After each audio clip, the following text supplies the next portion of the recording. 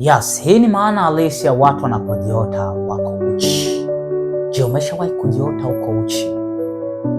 Hii Mungu anakuwa anawatazamisha watu wengi sana. Unapoona uko kwenye ndoto uchi, inamaanisha namba moja ni roho ya aibu imeingizwa kwenye maisha kwako. Unapojiona uko uchi kwenye eneo la biashara yako, ujue aibu imeingizwa kwenye biashara. Unapojiona uko uchi wa nyama kwako, kama una ndoa, amini kuna aibu inaingizwa kwenye ndoa. Namba moja, hii inamaanisha aibu, roho ya aibu. Lakini namba mbili, unapojiona uko uchi, inamaanisha laana imeachiliwa kwenye maisha kwako. Kuna laana imeachiliwa kwenye maisha kwako. Mara zote unapojiona uko uchi, haina maana nzuri. Inakuwa kuna uharibifu ambao umeandaliwa na shetani, tayari umeachiliwa kwenye maisha kwako, na kwa haraka sana unatakiwa ufanye maamuzi ya kuingia kwenye maombi. Na hakikisha, namba moja, omba rehema kwa Bwana. Kama umejiona uchi uko kwenye eneo la biashara, omba rehema kwenye eneo la biashara.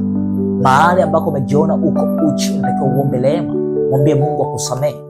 Huenda kuna mistake, huenda kuna makosa yamefanyika kwenye eneo hilo na yamepelekea aibu kwenda kuachiliwa, au kuna uchawi umefanyika unayepelekea kwa aibu kwenda kuachiliwa, au kuna laana imeachiliwa, na then utauona mkono wa Mungu ukiingia. Tukienda kwenye Biblia utaiona kwenye Mwanzo 3, baada ya Adam na Eva kugundua wako uchi, waliona aibu, wakakimbia kutengeneza nguo, na then tunaanza kuona laana ikaanza kuingia.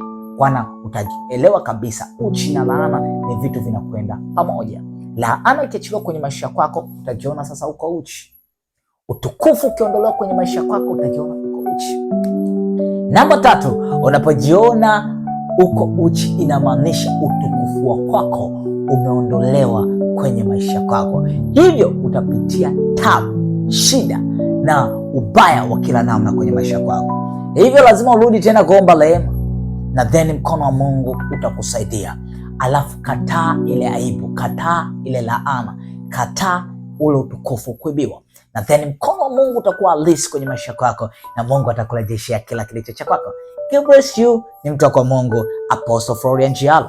Shalom.